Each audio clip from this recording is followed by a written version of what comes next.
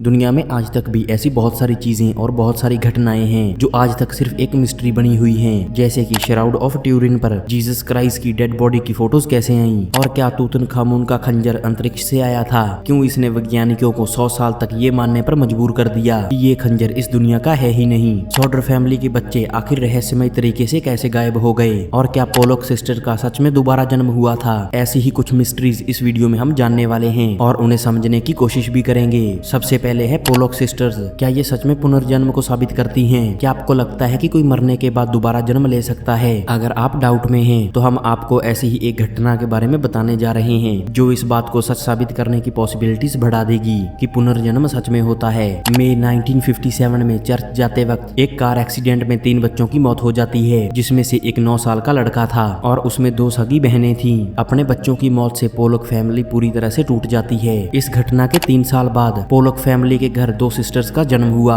अपने बच्चों को एक्सीडेंट में खोने के बाद इन 2 लड़कियों के जन्म से पोलॉक फैमिली बहुत खुश हुई, लेकिन जब ये लड़कियां 4 साल की हुईं तो वो अपनी 4-5 साल पुरानी बातें याद करने लगीं जो सिर्फ पोलॉक फैमिली की 2 मरी हुई बेटियों को ही पता थी। वो उस स्कूल की बातें कर रही थी जहाँ पर वो कभी गई ही नहीं, लेकिन जहाँ पर उनकी मरी हुई बेटियां जाया करती थी। इसके अलावा उन दोनों बहनों को कार और रोड से बहुत ज्यादा डर लगता था। जब पोलॉक फैमिली ने अपनी मरी हुई बेटियों के खिलौने इन 2 बेटियों को दिए तो ये लड़कियां बिल्कुल वैसे ही इन खिलौनों से खेल रही थीं जैसे कि पहले वाली खेला करती थी। और इनका ये शक यकीन में तब बदला जब उनकी एक बेटी ने दूसरी बेटी के गोद में सर रखा हुआ था और उसने बोला कि तुम्हारी आंख से खून आ रहा है और यही तुम्हारा कार से एक्सीडेंट हुआ है। इसके बाद पोलॉक फैमिली को भरोसा हो गया था कि ये उनकी मरी हुई बेटियां ही हैं जिनका पुनर्जन्म हुआ है। पुनर्जन्म की ये घटना वाकई ही किसी मिस्ट्री से कम नहीं है, क्योंकि इन बेटियों का जन्म उसी घर और उसी माता पिता से हुआ था। वीडियो में आगे बढ़ने से पहले आपसे एक छोटी सी रिक्वेस्ट है, कृपया हमारे चैनल को सब्सक्राइब करके बेल आइकन पर जरूर से प्रेस कर लें। इसके बाद है the shroud of Turin. Shroud of Turin एक 14 फुट लिनिन का कपड़ा है, लेकिन इस कपड़े में कुछ खास है जो आज भी एक मिस्ट्री बना हुआ है। दरअसल इस 14 फुट लंबे कपड़े में एक आदमी का प्रिंट बना हुआ है, जिसके बारे में कहा जाता है कि ये प्रिंट जीसस क्राइस्ट यानी कि ईसा मसीह का है, क्योंकि इस कपड़े पर बनी हुई फोटो पर ठीक वैसे ही घाव के निशान हैं जो कि जीसस क्राइस्ट की डेथ से पहले उनकी बॉडी पर बने हुए थे। ये भी कहा जाता है कि जब जीसस क्राइस्ट की डेथ हुई थी तो उनकी बॉडी को इसी कपड़े से लगाया गया था, तभी से ये निशान इस कपड़े पर मौजूद है। वैसे इस कपड़े को लेकर बहुत सारी कहानियां हैं, जिसमें से एक ये है कि जब रोमन्स ने जीसस क्राइस्ट को सूली पर लटकाया था तब जीसस क्राइस्ट को पूरे रीति रिवाजों के साथ में एक लिनिन के कपड़े में लपेटकर दबा दिया गया था। लेकिन सबसे हैरानी वाली घटना ये थी कि जीसस क्राइस्ट को दफनाने के 3 दिन बाद जब मकबरे का निरीक्षण किया गया तब उनकी बॉडी वहाँ नहीं थी। वहाँ पर सिर्फ वो लिनिन का कपड़ा मौजूद था जिसमें जीसस को लपेटा गया था। इसीलिए ये माना जाता है कि ये वही लिनिन का कपड़ा है जिसमें जीसस क्राइस्ट को लपेटा गया था। अब तक इस कपड़े की अच्छे से रिसर्च करी जा चुकी है, जिसमें ये पता चला कि इस कपड़े पर कुछ ग्रीस और लिनिन भाषा के शब्द लिखे हुए थे, जिससे ये पक्का हो गया था कि ये कपड़ा 2000 साल पुराना है। लेकिन जब इस कपड़े की कार्बन डेटिंग चेक की गई, जिसमें ये पता चला कि ये कपड़ा 1200 या 1300 ईस्वी का है, जिससे इस कपड़े का जीसस क्राइस्ट से कोई भी रिलेशन नहीं बन पा रहा था। और तभी से द श्राउड ऑफ ट्यूरिन एक मिस्ट्री बना हुआ है।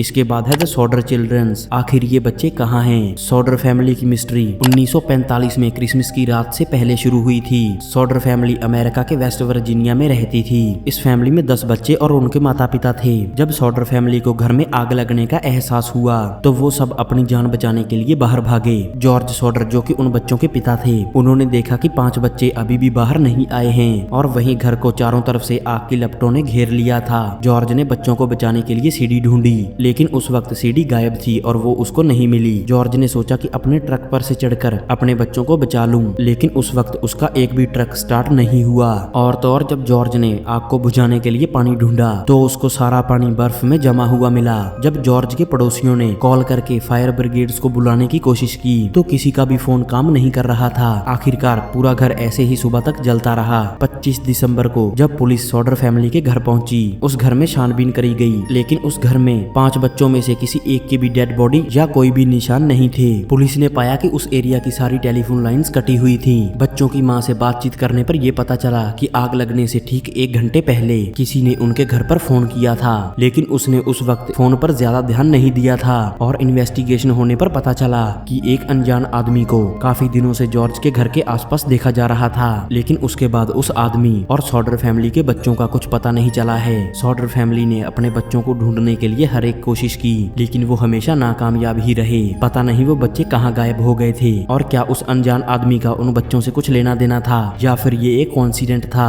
ये आज भी एक मिस्ट्री है। इसके बाद है तूतनखामुन का खंजर। एशियंट इजिप्ट के राजाओं को फेरो कहा जाता था और तूतनखामुन फेरो डायनेस्टी का आखिरी राजा था, जिसे किंग तूत के नाम से भी जाना जाता है। इसकी मम्मी 1922 में इजिप्ट में प्राप्त हुई थी। तूतनखामुन की मम्मी असल में 3 ताबूतों के अंदर दफन थी और जब तूतनखामुन की मम्मी को खोला गया था तब उस मम्मी ने गले में एक तावीज पहना हुआ था और वो मम्मी पूरी तरह से सोने के गहनों से ढकी हुई थी। साथ ही उसकी मम्मी के साथ में 2 खंजर भी मिले थे। इनको पहली बार देखने से ये लगा कि इनमें से एक खंजर लोहे का है और एक सोने का है, लेकिन कहानी बिल्कुल अलग थी, क्योंकि पिछली हुई रिसर्चेस और खंजर पर बने चित्रों से ये पता चला कि ये खंजर किसी लोहे का नहीं बल्कि इसको बनाने में किसी उल्कापिंड के तत्व का इस्तेमाल किया गया है। एक स्टडी के अनुसार जिस तरह के निकल का इस्तेमाल इस खंजर को बनाने में किया गया था वो निकल हमारी धरती पर मिलता ही नहीं है। ऐसा माना जाता है कि ये खंजर दूसरी दुनिया से आए एलियंस ने ही तूतनखामुन को दिया होगा। यही वजह है कि आज तक ये पता लगाना नामुमकिन ही है कि तूतनखामुन का खंजर किसने बनाया होगा और इस खंजर को बनाने के लिए मटेरियल उनको कहां से मिला होगा।